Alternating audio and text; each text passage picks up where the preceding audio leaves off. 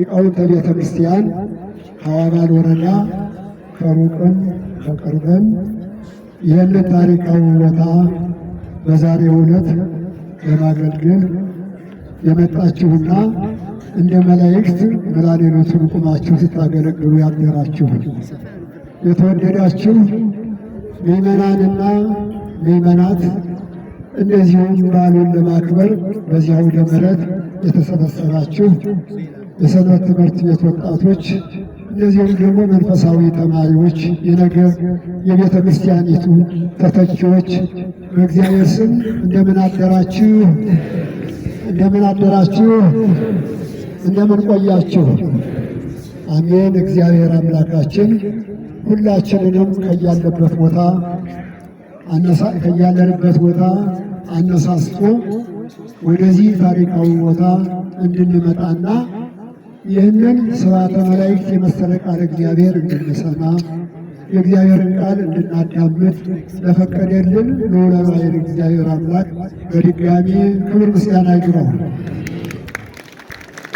እንኳን አደረሳችሁ። ያለዚህ ለሚናፈቀውና እስከሚደርስ ድረስ ለምትቸኩሉለት ለኖላዊ እስራኤል መድኃኒታችን ኢየሱስ በዓል አታውሶ ሁላችንም እንኳን አደረሰን፣ እንኳን አደረሳችሁ።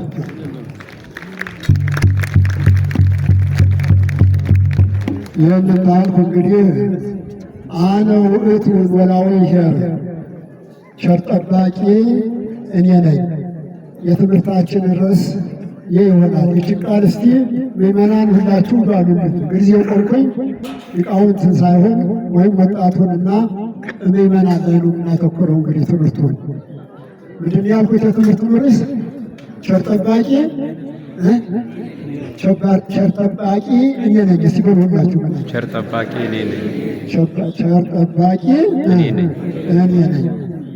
ይህን ቃል የምናገኘው ቅድም አባታችን ካህኑ በማኅሌቱ ጊዜ ካነበቡልን ወንጌል ዮሐንስ ወንጌላዊ ከጻፈው አስተላለፈልን ምዕራፍ 10 ከቁጥር 11 እና 14 ላይ ሁለት ጊዜ ነው ቃል የምናገኘው። ቃሉ ምንድነው የሚለን? ቸር ጠባቂ እኔ ነኝ። ቃሉን ጽፎ ያስተላለፈልን ከአርባዕቱ ወንጌላውያን አንዱ የሆነው ነባቤ መለኮት ወልደ ነጎድጓድ ታዎጎሎስ ተብሎ በተለያየ ስም የሚጎደሰው የሐዲስ ኪዳን ነቢይ ወይም ደግሞ የሐዲስ ኪዳን መጻሕያትን የሚተነበየው ሐዋርያ ተብሎ የታወቀው ወልደ ነጎድጓድ ዮሐንስ ሲሆን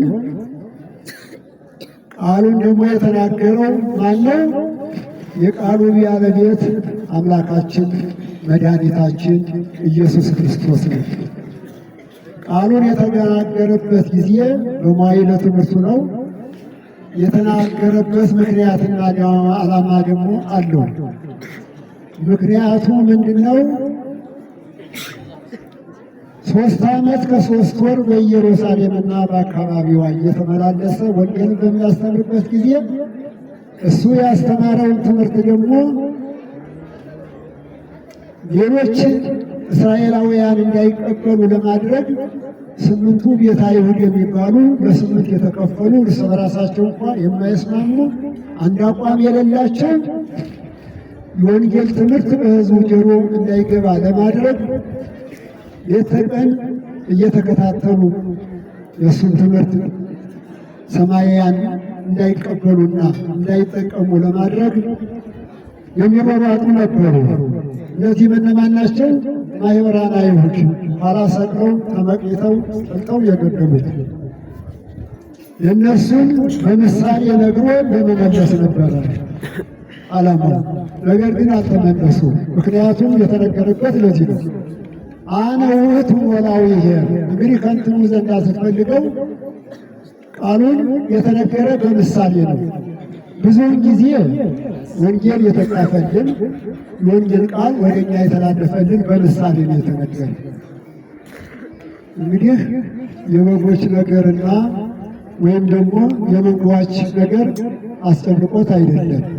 በምሳሌ የተነገረ ነገር በሰማይ አዝምሮ ከገባ በኋላ አይጠፋም። ያንን ምሳሌው በሚያስበው ጊዜ ሲያስታውሱት እንዲኖር ለማለት ነው።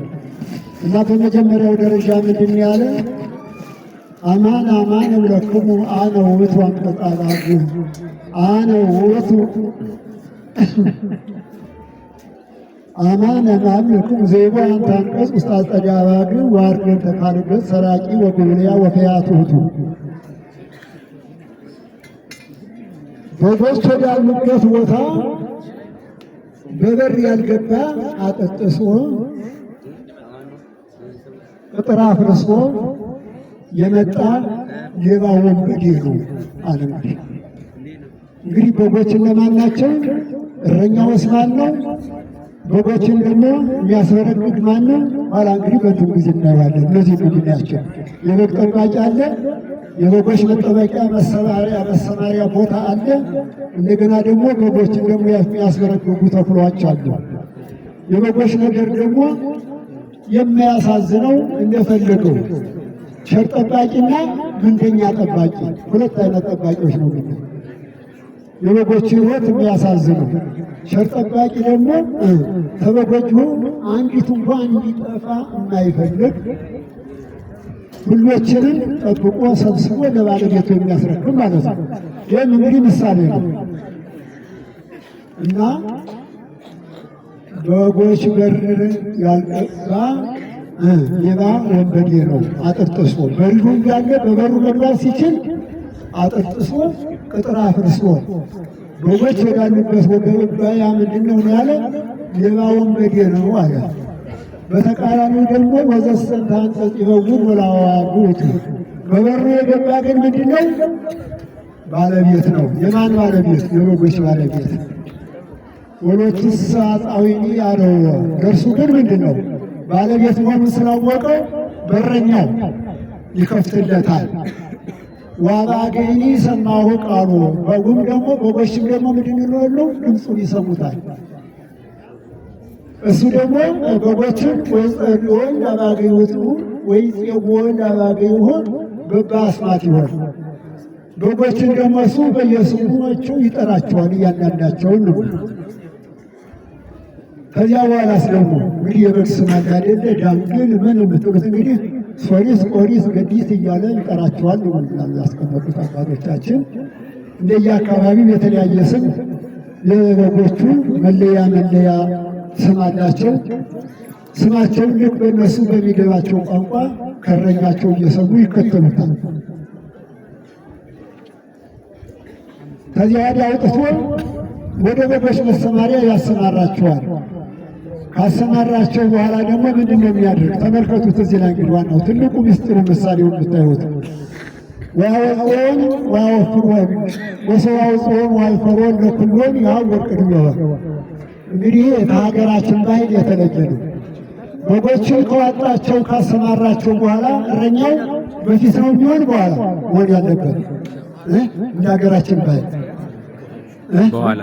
በኋላ ሆኖ በትንሽ ጨንገር እንዲህ ነካ እያደረገ እንዴት ያደረገ ነው የሚነዳ እንደኛ ጋር አካባቢ ማለት ነው። ይህ ግን እንደዚህ አይደለም። በሀገራቸው ባህል ነው። እንግዲህ በእስራኤል ሀገር ዛሬም ድረስ እንደዚያ ነው የሚሉ ሄደው በዚያ ያዩ ሰዎች በዚያ የመጡ ሰዎች ሲነግሩ ዛሬም ድረስ በዚሁ ባህል ያለ ወንጀሉ በተጻፈበት ምንድን ነው የሚያደርግ? በጎችን የዚያን ጊዜ እያንዳንዶችን ካሰማራ በኋላ እንደዚህ ፊት ፊታቸው ነው የሚሄድ። ካሰማራቸው በኋላ በበጎች በፊት ፊታቸው ይሄዳል። ሲሄድ ምንድን ነው ይከተሉታል። ምንድን ነው ድምፁን ያውቁታል። ጠባቂያቸው መሆኑን ያውቃሉ። በእነሱ በሚገባቸው ቋንቋቸው።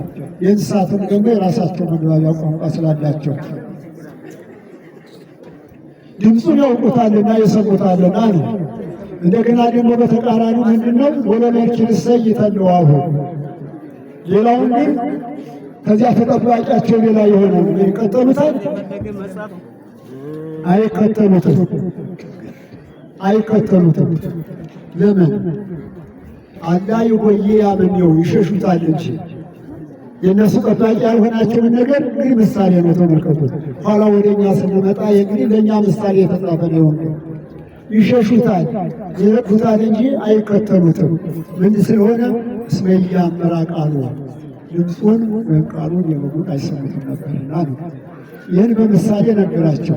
ይህን ምሳሌ ከነገራቸው በኋላ ወይም መንፈሰ ኢያእመሩ ዘኢይቤሎሙ በዚያን ጊዜ እንደዚህ ብሎ በምሳሌ ነገራቸውን ነገር የዚያን ጊዜ እነዚያ ክፉዎች አይሁድ ወተጸለለ ልቦሙ በኢያእመሩ ብሎ ሐዋርያው ጳውሎስ በሮሜ መልእክቱ ተነግሯቸዋል። ለነሱ ባለማወቅ ልቦናቸው ባለማወቅ ጨለማ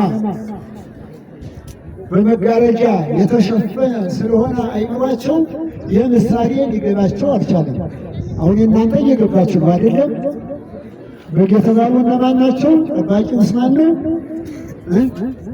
እንደገና ደግሞ በጎችን የሚያስፈረግገው ማን ነው? በጎችን የሚበላስ ማን ነው? የበጎች ሕይወት ደግሞ የሚያሳዝነው ደግሞ ያ ምንደኛ ያዝም ብሎ ግድ የለሽ ደግሞ ጠባቂ ማን ነው? እነዚህ ሁሉ ምሳሌ ያላቸው ተመልከቱ። ይህን ማለት ያለበት ከዚህ ወዲያ እንደገና ሊተረጉምላቸው ጀመረ። ወይም ዝካኔ የሎሙ እግዚእ ኢየሱስ አነ ውእቱ አንቀጸ አባግ የበጎች በር እኔ ነኝ አለ። ተረጎመለት። ማን? ራሱ የቃል ቤት ጌታችን መድኃኒታችን ኢየሱስ ክርስቶስ እውነት እውነት እላችኋለሁ የበጎች ደጅ የተባልኩ እኔ ነኝ።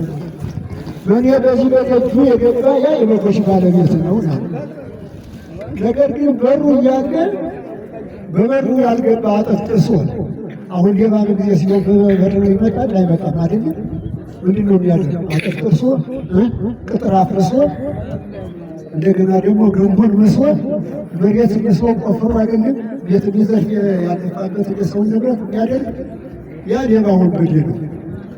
ተመልከቱ። ወኩሎሙ ለመጹ ቅድሜ ሰረቅቱ ግብርያ እሙቱ ከኔ በኋላ እነዚህ የሚመጡት አለ ወደዚያ ወንጌልን ወደማይሰሙ ሰዎች እየቀሰረ በጣቱ ሲነግራቸው እነዚህ ከኔ በኋላ የሚመጡት ሁሉ ሌባ ወንበዴዎች ናቸው። እውነተኛ የበጎች በር እኔ ነኝ። ወደ እኔም የገባ ደግሞ ይድናል አለ። ከምን? ከፍዳ ይድናል። አዎ ወደ ወንጌል እምነት ይገባል፣ ለማስተማር ይወጣል። ከዚያ በኋላስ ደግሞ ወደ ማሰማሪያው ይሄዳል፣ ያስተምራል። ከተሰማራ በኋላስ ደግሞ ምንድን ነው? ለእምነቱ መገለጫ የሚሆኑት ነገሮችን ሁሉ ያገኛል እያለ በምሳሌ ነገራቸው። ስለዚህ ይህን ብሎ ከነገራቸው በኋላ አነ ውእቱ ኖላዊ ይሄድ በቃ ቸር ጠባቂ ማንን ያለ እኔ ነኝ። የትምህርታችን ምሳሌ በዚህ ደርሶ ቸር ጠባቂ እኔ ነኝ። ማንን የሚጠብቅ? እዚያን ጊዜ የነበሩት በጎቹ ብቻ ነው። እንግዲህ እዚህ ላይ ምሳሌውን ስትመለከቱ ቸር ጠባቂ ጌታችን ነው። አባግ ደግሞ በጎች የተባሉት ደግሞ እነማን ናቸው? ምእመናን በቃ በአጠቃላይ ወንዶችም ሴቶችም ሕፃናቱም ሽማግሌው ሁሉም በየአይነቱ የበጉስ ግልገል ጠቦት እንደገና ደግሞ ትልቅ በግ አለ አይደል በየአይነቱ እና አባግ የተባለው ዛሬ በዚህ አውደ ምሕረት ይህችን ቅዱስ ቤተክርስቲያን ድምፅ ለመስማት የመጣን እኛ ራሳችን ነን። በዚህ ላይ የሚታወቅ የዚያን ጊዜ እሱ ደግሞ የበጎች በር ደግሞ እኔ ነኝ ያለ ማን? የበጎች ጠባቂ መድኃኒታችን ኢየሱስ ክርስቶስ ኖላዊ የእስራኤል ነው። ኖላዊ ማለት ነው ጠባቂ ማለት ነው። የማን ጠባቂ? በሰሙት የበጎች ጠባቂ ነው። በወርቁ ግን ስንሄድ የፍጥረቱ ሁሉ የፈጠረው ፍጡር ሁሉ ጠባቂ። ተመልከቱ። ቅዱስ ያሬድ እዚህ ላይ እንዲሁም ምንድን ያለው? ኖላዊ ዘመዓልት ሀላዊ ዘሌሊት፣ የቀን እረኛ የሌሊት ቀራተኛ ነው። ኖላዊ ዘመዓልት ሀላዊ ዘሌሊት። እሱ ደግሞ አጉልቶ ሲተረጉመው ትምህርት ይሄ ኖላዊ ብሎ ወንጌሉ የተነገረው አሁን እንግዲህ በባህላችን ሄደን ካየን የቀን እረኛ አለ አይደለም? ቀን እንግዲህ ከብቱ ሲጠብቁ አሁን ቀረ እንጂ ደግሞ ጭጨት የቀራት የሚባል ነበር። ፊት በምሳሌ ላይ ያደር የነበሩ ነበር አይደል? ፊት በዚህ አካባቢ አሁን ግን መሬቱ እየጠበበ ስለሄደ የለም በአሁኑ ሰዓት ቀርቷል በሁሉ። እንደገና ደግሞ በጸድቅ ላይ ደግሞ ከብት የሚያስፈልገው እየበዛ ስለመጣ ነው መሰለኝ እንደዚያ ነው። ሌባው ስለበዛ ማለት ነው። እንደዚያው ሰረብ አጥር ጥርሶ ቅጥር አፍርሶ የሚመጡት ስለበዙ ቀረ እንጂ ፊት በሁለት ቀራተኛ በጠቅላላ የአንዱ አገር ከብት ያድር ነበር። የሌሊት ቀራተኛ ያስረክባል። ማን? የቀኑ ተረኛ።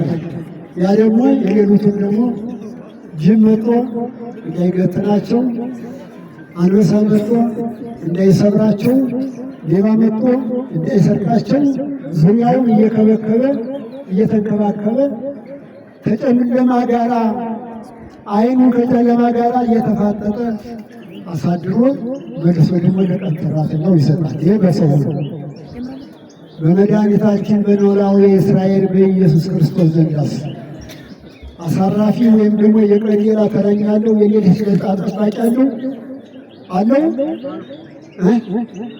ምንጊዜም ጠባቂው ማነው? እሱ ራሱ ባለቤቱ መድኃኒታችን ኢየሱስ ክርስቶስ። ኖላዊ ዘመዓት ኖላዊ ዘሌሊት፣ የቀን እረኛ የሌሊት ቀራተኛ፣ የማይተኛ የማያንቀላፋ። አሁን የሌሊት ቀራተኛ ይተኛል አይደለም ወይ? ቀን ተኝቶ ሆኖ ለምን ከተኛ ከብቶቹ ሄደው ይበላሉ። የሰው ኋላ እንደገና ደግሞ በዚያ ይቀሰሳል፣ ይከፍላል። ሌላው ጥላቻ ውስጥ ሊገባ ይችላል። ስለዚህ እንደገና ሁለት ጉዳት ያለው ደግሞ ከብቶች ደግሞ ነፃ ሌለው ቀሩ ደግሞ በዚያ ደግሞ ጅብ ደግሞ ይመጣና ደግሞ አንዱ ይነጥቃል። ወይም ደግሞ ሌባም ደግሞ መጥቶ ደግሞ ቅድም ካልኳቸው ሊወስድ ይችላል። ይህ እንዳይሆን ሶስት ነገሮችን ለመከላከል ሌባውን፣ ጅቡን እንደገና ደግሞ ምንድን ነው እነሱ ደግሞ ሄደው የሰውን እንዲያጠፉ ይህን ግን መከላከል ከጨለማ ጋር ሲፋጠጥ ያድራል። ይህ ነው ሰውኛውን ስንመልሰው መድኃኒታችን ጌታችን አምላካችን መድኃኒታችን ኢየሱስ ክርስቶስ የእስራኤል ጠባቂያቸው የተባለ ኖላዊ እስራኤል ኢየሱስ ክርስቶስ ግን የቀኑን ጠባቂ ማን ነው? እሱ ነው። የሌሊቱን ቀራተኛ ማን ነው? ራሱ ነው። አነ ውእቱ ኖላዊ፣ ቸር ጠባቂ እኔ ነኝ። ጥበቃውም ደግሞ ምንድን ነው? ቸር ጠባቂ አንዱ ነገር ሕግ የማይጠፋበት ከጠቅላላ ካሉት ሁሉ የአንዲቱ በግ ጠጉር እንኳን ተለይታ ተሸልታ የማትጠፋበት ሁሎችን በየስማቸው በየመስካቸው እያሰማራ ለመምሳር ጥሩ ውሃ ባለበት እየሰጠ እየመገበ የሚጠብቅ ማን ነው? ጌታችን አምላካችን መድኃኒታችን ኢየሱስ ክርስቶስ ቸር ጠባቂ ይባላል። ስለዚህ የእኛ ጠባቂያችን ማን ነው? የሌሊት ቀራተኛችን ቸር አሳድረን አይደለም የሚል ስሜተኛውን ጌታችን ማን ነው? ለሌሊት ጠባቂያችን ለጌታችን አምላካችን ለመድኃኒታችን ኢየሱስ ክርስቶስ ነው። ጠዋትም ደግሞ እኮ ወደ ስራ ስንሄድ ቸር አውለን እንደሌለን አይደለም። በቃ ለቀኑ ጠባቂያችን እኮ ቀላል አይደል። ቸር አውለኝ የሚባለውን ጸሎት እኮ ቀላል አይመስላችሁም? በቀን ስንት ነገር ያጋጥማል። አሁን ዛሬ እንግዲህ እዚህ መጥተናል። ወደ ቤታችን ስንሄድ የሚገጥመንን ነገር አናውቀውም። ስለዚህ ጸሎታችንን ስንጨርስ ቸር አውለን ብሎ ፈጣሪን መጠየቅ ከዚህ በድንገት ከሚመጣው አደጋ እንደገና ደግሞ ሰይጣን ካበላሸው ውቃቢ ከሸሸው የዲያብሎስ የግብር ልጅ ከሆነው ክፋትን እንጂ በጎነትን ከሚያስብ ጥላቻን እንጂ ፍቅርን የሚያውቅ ከመካከላችን የዲያብሎስ የግብር ልጅ ይኖራል፣ ወደ ጠብ የሚያመራ። ከእንደዚህ ያለው ሁሉ አድነኝ ማለት ነው። በቃ ከዚያ ሁሉ የሚጠብቀን ማን ነው? መድኃኒታችን ኢየሱስ ክርስቶስ። ስለዚህ እንደዚህ አድርጎ ሁልጊዜ የዚያን ጊዜ በእስራኤል ጊዜ ወይም ደግሞ በመዋዕለ ትምህርቱ በኢየሩሳሌምና በአካባቢዋ በነበረበት ወቅት ብቻ አይደለም የሱ ጥበቃው። ምሳሌውም የዚያን ጊዜ እዚያ በነበሩት ይንገረን እንጂ ዛሬ ድረስ የሁላችን ጠባቂ ማን ነው? ጌታችን አምላካችን መድኃኒታችን ኢየሱስ ክርስቶስ። ከሱ ሌላ ጠባቂ የለም። ከሱ ሌላ አዳኝ የለም። የምንኖረው በሱ ጥበቃ ነው። ሁላችንም ይዘኛለን። በመሃል እጁ አንድ ጊዜ ምንድን ነው ጴጥሮስ እኮ ነው ሊቀ ሐዋርያት ትረጉም ብሎ ጠየቀው መድኃኒታችን ኢየሱስ ክርስቶስ እንደዚህ የሚያስተምርበት ጊዜ። ኋላ ምን አደረገው? ምንጊዜም ጌታችን እንግዲህ የረቀቀ ነገር ሲመጣበት በምሳሌ ነው የሚነግረው። ኋላ በእጁ ሙሉ ጽዋ ውሃ ሞላና ያዘው አለ። ያለ ጽዋ ሙላ ያዘው። ወደዚያው ምልሽት አለ። አንቀላፋ። ሲያንቀላፋ ያን ጊዜ ምን ሆነ? የጽዋ ውሃ ተሞልቶ በእጁ ያዘው ነገር ምን አደረገ? እዚያው ላይ ተደፋ። እንግዲህ ትተኛለህ እሱ ያትተኛም ብሎ ስለጠየቀው ነው። የዚህ ምስጢር እንግዲህ ሊነግረው ነው እንደዚህ ያደረገው። የዚያን ጊዜ ደነገጠና ሲነቃ ከእጁ ላይ ውሃው ተደፍቶ ፈሶ አገኘው። የዚያን ጊዜ እኔማ ከተኛሁ ነው ያለው። ዓለም እንግዲህ ያለው በማን ነው? በሥላሴ በማን እጅ አይደለም? ይህ ሁሉ ዓለም ከበርባሮስ እስከ ጸራርያም ድረስ ያለው ሁሉ በማን እጅ ላይ እንደ ጥናና እንደ እንቁላል የተያዘ ስለሆነ ዓለሙ በአንድ ጊዜ ይጠፋል እና በመለኮት ዘንድ ማንቀላፋት መተኛት ይሄ ነው። የሌሊት ቀራተኛ የቀን እረኛ ብሎ ቅዱስ ያሬድ በመዝሙሩ ሊያወድሰው የቻለ መድኃኒታችን አምላካችን ኢየሱስ ክርስቶስ ይሄን ነው። ተመልከቱት እንግዲህ እኛ እየተካካን በፈረቃ ነው የምንጠብቀው ነገር የምንጠብቅ፣ እሱ ግን ለአንድ ሰዓት ለአንድ ደቂቃ በመሃል እጁ የተያዘች ስለሆነች ይቻለን አያንቀላፋም። ጴጥሮስ አንድ ጊዜ ቢያንቀላፋ አይደል ዋሳቸው በእጁ የሰጠውን ጽዋ በአንድ ጊዜ እዚያው ላይ ውሃው ተደፍቶ ጽዋውም ተደፍቶ አገኘ። ይደነግጥ ይህን ምሳሌ ሲነግር እና እንግዲህ መድኃኒታችን ጠባቂያችን ኢየሱስ ክርስቶስ እሱ በጎች ደግሞ ተጠባቂዎች ማነው? እኛ ነን ማለት ነው። እንግዲህ በጎችም ደግሞ ለመጠበቅ ምን ያስፈልጋቸዋል ማለት ነው? ቅድም እንደነገርኳቸው እንደ እስራኤል ባህል የበጉ ጠባቂ ፊት ይሄዳል አይደለም? ሲሄድ በጎችም የት ነው የሚሄዱ? እሱን ተከትሎ አይደል የሚሄዱ? ይከተሉታል። እሱን ተከትለው ካልሄዱ ግን ወደኋላ ተለይተው ተቀሩ ምንድን ነው የሚሆኑ? ቀበሮ ይነጥቃታል። ወደ ጫካም ከሆነ ደግሞ ምንድን ነው ተኩላ ይመጣና ይወስዳል። ስለዚህ ከዚህ አደጋ እንዳይደርስባቸው ምን መሆን አለባቸው ማለት ነው? እረኛቸው ጠባቂያቸው ፊት ሲሄድ ድምፅ እያሰማቸው እነሱ ደግሞ ድምፁን እየሰሙ ስለሚያውቁት በኋላው እየተከተሉ ልክ ለምለም ሳርና ጥሩ ውሃ እስካለበት ቦታ እስከሚደርስ ድረስ መከተል አለባቸው ማለት ነው። እዚያ በጎች እዚያም ደግሞ ከደረሰ በኋላ ደዌ በሽታ እንዳይሆናቸው ለምለም ሳር ጥሩ ውሃ ይሰጣቸዋል። ልክ ለምለም ሳር እንደሚመግብ ስጋዋ ደግሞ ይመግበናል። ጥሩ ውሃ እንደሚሰጠን ደግሞ ደሙን በዚያው ይሰጠናል። እንደሚጠብቀን ደግሞ ሁልጊዜ እሱ ጠብቆ ያኖረናል በሚመናል። እኛም ደግሞ ለመጠበቅ ደግሞ ምንድነው ማድረግ ያለብን? እነዚያ በጎች ድምፁን ሰምተው በኋላው እየተከተሉ በሄደበት ሁሉ እንደሚከተሉት ተመልከቱት። ያውን ሰው የጠፋውን በግ እንኳ ሲያገኝ ብቻ ወስዶ በትከሻው ይሸከም። ከእኛም እኮ ፈጣሪያችን መድኃኒታችን ኢየሱስ ክርስቶስ በራሳችን ጊዜ እንዲህ ብለን አንመለስን እንዲያው ያገለታል ካልቀረ በስተቀር የማንኛውንም ሰው ልደቱን እንጂ ጥፋቱን አይፈልግም። ሁሉም ሰው እንዲህ ይፈልጋል። ነገር ግን የግብር ጠላታችን ጥንተ ጠላታችን ዲያብሎስ ረቂቅ ኃይል ስለሆነ በእያንዳንዱ ሰው ላይ እያደረ እንዳይድን የእሱን ሰራዊት ለማብዛት ወደ ክፉ ነገር እያመራ በራሱ ጊዜ እንዳይድን በራሱ ጊዜ ይቀራል እንጂ አንድም ሰው እንዲጠፋ አይፈልግም። በዚያ በሉቃስ ወንጌል ላይ የተነገረ ምሳሌ አለ። ያዚያ ያንበበ ወሶብረከቦ ጸጉሮቹ በማሰት ከፍቶ የሚለው ከመቶ በግ አንዱ ቢጠፋበት ምንድን ያደረገ 99ን በዚያው በገዳሙ በጫካው ላይ ተወና እንደገና ወዴት ሄደ? ወደ ጠፋው በግ አንዱን ለመፈለግ 99 በጎች አሉ እዚያ ላይ። እነዚያ ምንጊዜም አሉ አይጠፉም ብሎ በእጁ ስለያዛቸው ያን አንዱን የጠፋውን በግ ለመፈለግ ተነስቶ ወደ ፈልጎም ደግሞ አገኘው። ባገኘው ጊዜ ምንድን ያደረገ? ይኸው እዚያ ላይ በስሉ እንደምታዩት በትከሻው ተሸክሞ ያ አንቀጸ ንስሐ እና ማንኛውም ሰው አንድ ሰው ኃጢአት በሰራ ከእግዚአብሔር በተለየ ከቤተ ክርስቲያን በተለየ ጊዜ እሱን ፍለጋ ይሄዳል ጌታችን። ያ የጠፋው በግ ተገኘ ምንድን ነው? አምጥቶ ደግሞ ከመንጋው ጋር ይጨመራል ማለት ነው። አይ የለም እንደው አልመለስም ብሎ ደግሞ በዚያው እንደጠፋ ተቀረ። ምን ሆና ዲያበል እንግዲህ አልመለስም ብሎ በዚያው በጫቅሞ እንደተቀረ ምንድን አደጋ ነው የሚያገኘው? ተኩላ ይነጥቀዋል፣ ወይም ቀበሮ ይወስዳል፣ ወይም ደግሞ ጅብ ይወስዳል።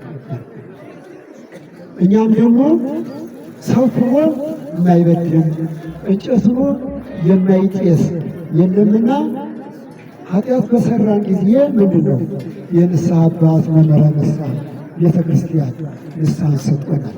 የተነገረው ስለ ንስሐ ነው። በዚያ መመለስ አለብን ማለት ነው። ተመልከቱ።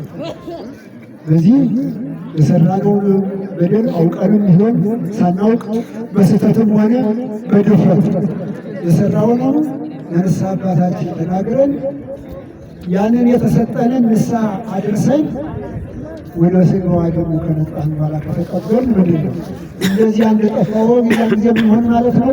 ተገኘን። ከተገኘን በኋላ የዚያን ጊዜ እሱ ደግሞ ተሸክሞ አምጥቶ ምን ያደርገናል? ከመንጋው ጋር ይጨመረናል ማለት ነው። አሁን ግን ምንድን ነው የጠፋውን ፍለጋ የሚሄደው ማን አለ? የጠፋውን ፍለጋ መሄድ ያለባቸው ባልነበሩ ካህናት ናቸው። እንግዲህ ቸር ጠባቂ እኔ ነኝ ብሎ ስላለ የእሱ ምሳሌ ለማናቸው ስልጣነ እግዚአብሔር የተረከቡ ካህናት እያንዳንዳችን ሁሉም በየምሳሌያችን ማለት ነው። እንግዲህ የቸሩን ጠባቂ በዚህ ተተናገርኩኝ። ደግሞ የዚያውን ደግሞ የበጎች ጥፋት የሚያሳዝነውን ደግሞ የግድ የለሹን ጠባቂ ደግሞ ጥቂት ማለት አለብን። በዚህ እንግዲህ ጥሩምባ እየተነፋ ስለሆነ ከሚያቋርጠኝ ከዚያ ደግሞ ጥቂት ይናገር። አሁን ደግሞ ሰነፍ ጠባቂ ደግሞ የሆነ እንደሆነ የሌሊት ቀራተኛ ቢሆን የቀን ተረኛ በደበት የሰውን እንዲያስበላ እንደገና ደግሞ በጎቹን ደግሞ ለቆ ዝም በዚያ ላይ ከአንዱ ጋራ ሲያወራ ሲጫወት ቀበሮ መጥቶ አንበን ሲነት ተኩላ መጥቶ ሲወስደው የዛን ጊዜ ሰው እየጠበቃውን ተወጣ ማለት ነው። ተወጣ አልተወጣም? ተመልከቱ። የዛን ጊዜ በግ ስላጠፋ ምንድን ነው ተረኛ ነውና በጠፋው በግ ይጠየቃል አይጠየቅም? ይጠየቃል አይጠየቅም? አባቶች ይጠየቃል አይደለም? ለምን ተራው ነው የግድ እሱ መድኃኒታችን ኢየሱስ ክርስቶስ ለዓለም ሁልጊዜ ይጠብቃል። አንድ ተረኛስ አንድ ቀን ነው የሚጠብቀው። ወይም አንድ ሌሊት የሌሊት ቀራተኛ ትሆን የቀን ተረኛም ትሆን አንድ ቀን ነው የሚጠብቀው። ግን በዚያች ቀን ቆጥሮ የተረከባቸው በጎች ቆጥሮ ለየባለቤቱ በተራው ማስረከብ አለበት። ያንን ካላደረገ ባጠፋው ይጠቃል አይጠቃም? ይጠየቃል አይጠየቅም? ይጠየቃል፣ ይከፍላል። ዛሬም ደግሞ እኛ እንግዲህ ከዚህ መረዳት ያለብን አባቶች ካህናት፣ እኔም እናንተም ሁላችንም እያንዳንዳችን እየድርሻችን እንጠብቅ የተሰጠናቸው በጎች አሉ። እነዚህም በጎች በግድ የለሽነት ወሐሳብሰ ይጎይ ሰው ይመጽእ ተኩላ እንዘ ይሬ አድጎላ ባግነ ምንደኛ የሆነ ጠባቂ ግን ነው። ተኩላ ሲመጣ ባየ ጊዜ ምንድን ያደርጋል ነው? በጎቹን ጥሏቸው ይሸሻል። ወይም ዚህ ይመጽእ ተኩላ ወይ መስጥቶን ከዚያ በኋላ ተኩላ መጥቶ ይነጥቃቸዋል። ወይ ዘረውና ባግኑ በጎችን ይፈጥናሉ። ወሐሳብሰ ይጎይ ያ ምንደኛውም ይሸሻል። በጎችን እንደማዳን ምንድን ያደርጋል? ጥሎ ራሱ እንደምን ይሸሻል። ወሮ ወምጅግን ሲመጣ የዛ ጊዜ እኔን ይበላኛል ብሎ በጎቹን ለቆ ይወጣል። ምንድነው? ምንደኛ ነው ወይ ያዝቦ በእንታባክ የበጎቹ ሕይወት ያሳዝነውና ይሄ ተጠያቂ ነው። በቃ በእነዚያ እንዲጠብቁ የተሰጠው በጎ ይጠብቆ ስላላገባ ማለት ነው። ቸር ጠባቂው ግን ምንድነው የሚያደርግ? የሚያጡ ነፍሶ ቤዛ አባግ ነው። ተመልከቱ፣ ተቃራኒ ነው።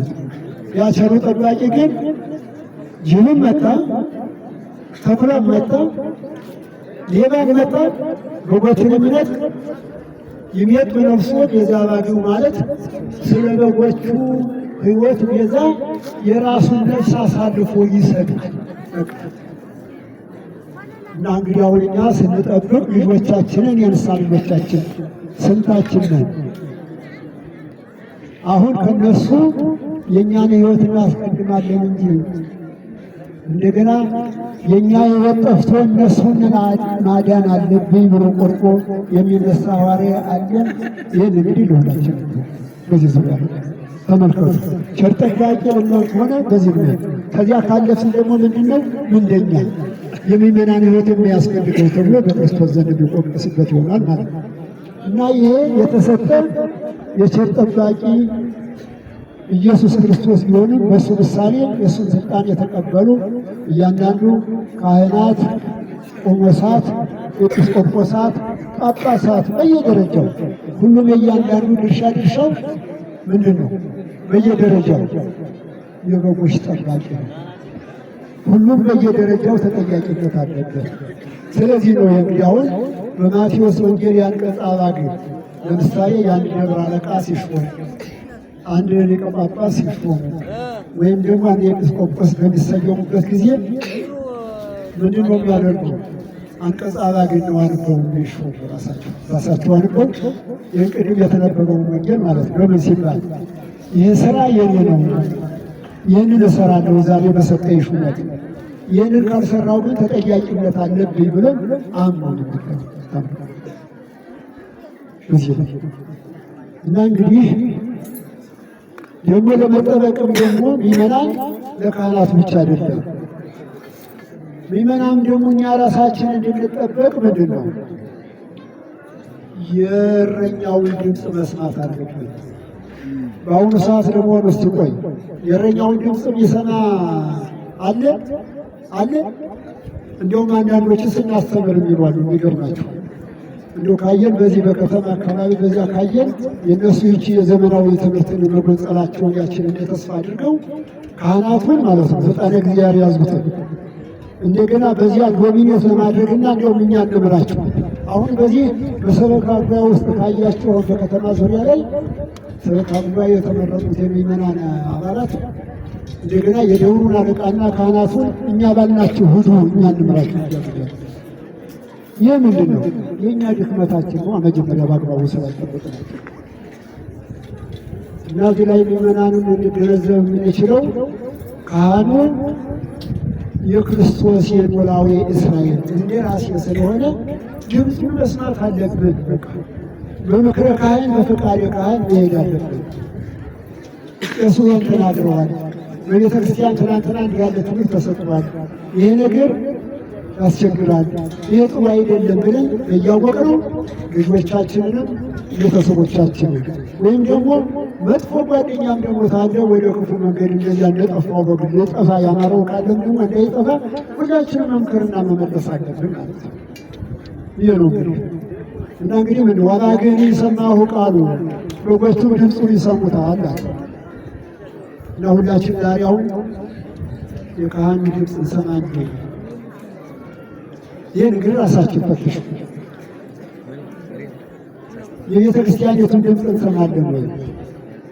ቅድም የተነገረውን የወንጌሉን ድምፅ ሰምተን ይሄ ለእኛ ለተነገረ ነው፣ ይሄ የእኛ የነፍሳችን የተግባር መመሪያ ስለሆነ ይህንን ጠብቀን መኖር አለብን ብለን እያንዳንዳችን እናስባለን። ግን ደግሞ አስበውም ደግሞ ተጠንቅቀው የሚያሉ ደግሞ ብዙ ጠንቃቃ ምእመናን አሉ። ብዙ ጠንቃቃ እናቶችን ወልተዋል። በዚያው ልክ እነሱ ባሉበት ልክ ደግሞ እንደኛ የሆነ ዝም ብሎ ግድ የለሽ የጠባቂውን ድምፅ የማይሰማ ጠባቂውን የማይከተል ወደኋላ ተኮርኖ የሚቀር እንዲያውም ደግሞ ጠባቂውን ደግሞ ፊት ለፊት ቀድሜ ልሄድ የሚል አለ። ያ እንደዚህ ያለው የተጠባቂነት መንፈስ ማለት አይደለም። የተጠባቂነት መንፈስ አለው ማለት ነው።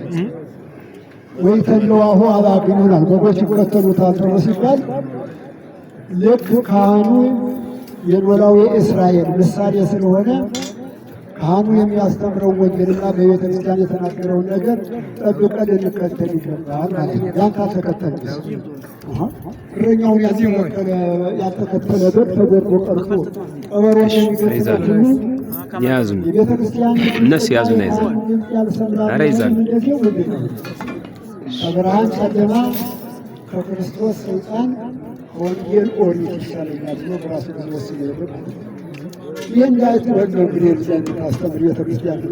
ስለዚህ ምእመናን የቤተ ክርስቲያንን ድምፅና የካህኑን ድምፅ የወንጌልን ድምፅ ልንሰማ ይገባናል። እዚህ አሁን እንኳ ስንቶቻችን ነው ወንጌል አሁን እዚህ ላይ እየተነገረ ይሄ ለእኛ ነው ብለን የንትተን አሁን ወደ ሌላ ተግባር እየተሰማራን ከዚሁ አሁን እዚያው እየተነገረ ነው።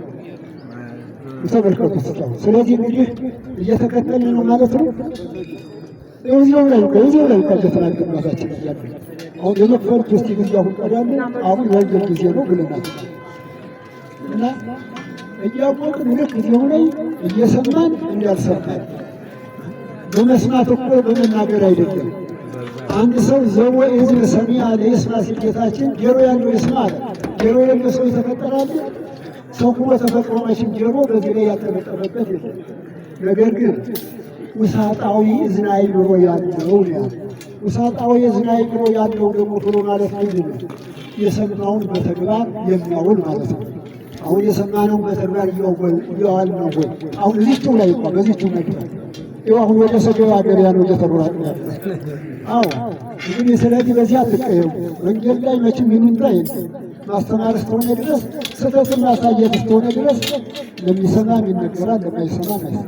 ምን መድራይ እና ቸር ጠባቂዎች ይባሉ የነበሩት በጌታችን እግር የተተኩት እነማን ናቸው?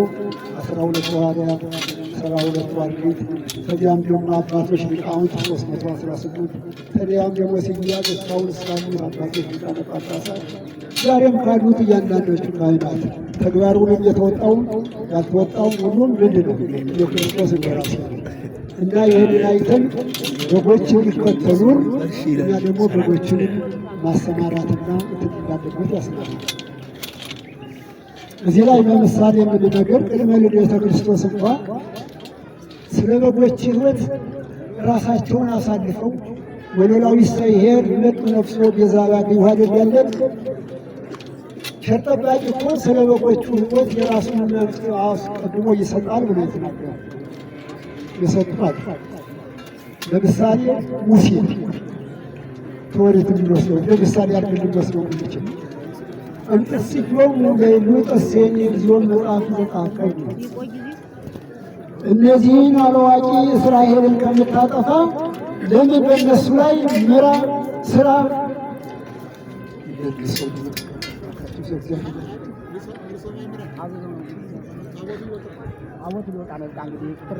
ሲወጣን ያቆማል። እዚህ እንትማቀፋት ያሳዝናል። በእውነቱ ለምን አስነሳችሁ? እንደው ግን ጥሩ አይደለም። ተውት። ሙሴ ምንድን ያደረገ? እነሱ ከማታጠፋቸው እኔን ራሴን አጥፋኝ። እነዚህ ምንድን ያውቃሉ? ስታጠፋቸው ደግሞ ከግብፅ ያወጣቸው ዘጸአት 32:14 ላይ ተመለከታችሁ። ስለዚህ እነሱን ከምታጠፋ አለ ነው የበጎቹ ሕይወት ያሳዝነው። ቸር ጠባቂ እኔን መጀመሪያ ጥፋኛለ ከመጽሐፍ ሕይወት ከጻፍከኝ ከዚህም ከሹመት የምሻረኝ እንደ ሕይወቴን እንውሰድ፣ የእነሱን ጥፋት አታሳየኝ አለ። ማን ነው? ያን ቸር ጠባቂ ሙሴ። ይህን ስለተናገረ ምን አደረገ? የዚያን ጊዜ እግዚአብሔር ደግሞ በቅጽበት ወዲያው ልመናውን ሰማና እስራኤልን ብዙ ቢበድሉትም ብዙ ቢያጠፉትም ምን አደረገ? ወዲያው ይቅርታ አደረገላቸው። በማን ልመና? በሙሴ ልመና። ተመልከቱት።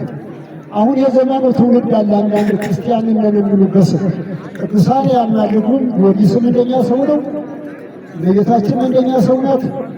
እኛም ተሰራን እንደነሱ እንሆናለን። ለፍጥረቱ እሱ ነው ቀራቢ እንጂ የእሱ አማላጅና ነገር ያስፈልገውም እያሉ የሚዘባበቱ አሉ። እሺ በሙሴ ልመና እስራኤላውያን አልዳኑ። ለጥፋት ተቃርበው የነበሩ እስራኤላውያን በሙሴ ልመና በሙሴ አማላጅነት አልዳኑ። ይህ ነው እኛ ቅዱሳን ያመኑበታል። የኢትዮጵያ ኦርቶዶክስ ተዋሕዶ ቤተክርስቲያን በቅዱሳን አማላጅነት ስትቀበል እና አብርሃምን መሰረት አድርጋ ተወሪትና ሙሴን መሰረት አድርጋ በቃ በሙሴ ልመና እስራኤል ሊጠፉ የነበሩ ዳን ተመልከቱ። የቅዱሳን ዛሬውንም ቢሆን በስሙ ጽላት የተጻፈላቸው ቤተክርስቲያን የተፈቀደላቸው ድርሳን የተጻፈላቸው ሕግ የተነበበላቸው ቤተክርስቲያን የታነጸላቸው ቅዱሳን ሰማዕት የሚሆን ጻድቅ ሁሉም እያንዳንዱ በእነሱ ስም ዝክር ስንዘክር ጸሎት ስንጸልይ መስዋዕት ስናሳርግ ምንድን ይሆናል? ያማልዱናል ፈጣሪያችን ማለት ነው። ይህን መጽሐፍ ቅዱስን ይዘን መጽሐፍ ቅዱስ ታወቁ እነሱ የማንበብ ነበረባቸው። ይህን ነው የሚለው። ሌላ ሁለተኛ ደግሞ ዳዊት እንግዲህ የእስራኤልን 40 ዓመት የገዛ ንጉሥ ነው። ነገር ግን ምንድን ያደረገ እንደዚሁ የማይገባ ስራ እግዚአብሔር ያላዘዘውን በሕዝቡ ላይ በሰራ ጊዜ 3 ነገሮች መጡበት። አጸበኒ ግብር ሁሉ ምንድናቸው? መቅሰፍት ከማመጣብህ፣ ጦርነት ከማመጣብህ፣ ረሃብ ከማመጣብህ ከነዚህ ያደረገ ይሰኒ ሚደቅ እስተይደ እግዚአብሔር እሚደቅ እስተይደ ባለሙያ በሰው እጅ ከመወድቀስ በእግዚአብሔር በአንተ ሚደቅ ግዴለ መቅሰፍት መረጠ። ከ1 ሰዓት እስከ 3 ሰዓት ባለው ግን ወደ 3-4 እልፍ ድረስ የሆኑ ሰዎች አሉ በመቅሰፍት። የዚያን ጊዜ ምን አደረገ? ምንተ ገብሩ እሉ አባግዕ ዛነ ሀሎኩ ሞላው የሆኑ ሀጥ ኧረ ጌታዬ ሆይ እነዚህ በጎች ምን አደረጉ አለ። ያን የሚመራቸውን ሕዝቦች እኔ ኃጢአተኛው እያለሁኝ የከላይ ለጌታ አሉ እጅህን በእኔና በእኔ ቤተሰቦች በዘመዶችሽ ላይ ያሳረፍ እነዚህም በጎች እባክህ ይቅር በላል። ማን ነው? ንጉሡ ዳዊት። መጽሐፈ ሳሙኤል ምዕራፍ 22 በቁጥር 23 ላይ የዚያን ጊዜ በዳዊት ልመና ምንድን ነው እስራኤል ሊያጠፋ ታዝዞ የነበረው መቅሰፍት 3000 ሰዎች በአንድ ጊዜ ገቦቱ። ከዚያ በኋላ የተረፉት በዳዊት አማላጅነት ተረፉ ዳኑ ማለት ነው። እንደዚህ ያሉ ቸር ጠባቂዎች ስራቸውን ተወጥተዋል አይደለም? አሁንም እኛም አባግን ምዕመናንን እንጠብቃለን ብለን ካል ከወዲት የምናስታውሳቸው ባልነት የሙሴን ልመና የሙሴን ጠባቂነት እንደገና ደግሞ የዳዊትን ጠባቂነት ልናስታውስና ይገባል ማለት ነው። ይህ በአዲስ ኪዳን ደግሞ የተመጣን ግን ከሐዋርያት ጀምሬ ቅድም እንደነገርኩላችሁ እያንዳንዱ ቅዱሳን ሁላ እነ ተክለ ሃይማኖት እነ ገብረ መንፈስ ቅዱስ ማንኛውም ዛሬ እንዳትቀርጽላቸው የሚመካከራቸው አባቶች ሁሉ የኖሩት ለማን ነው? ለራሳቸው ሳይሆን ለሰው ነው። ሲያረጉ ሲጠብቁ ሲያማልዱ ምዕመናን ሲጠብቁ ነው ያኖሩ። ተመልከቱ። እና እንደዚህ ያሉ ሰዎች የጥበቃ ስራቸውን ተወጥተዋል ማለት ነው። እኛ ግን ያው እንግዲህ የቻልነውን ያህል ደግሞ በተሰጠን አደራ እያንዳንዳችን ግዴታችንን ለመወጣት ልብ ይስጠን ለሁላችን ማለት ነው።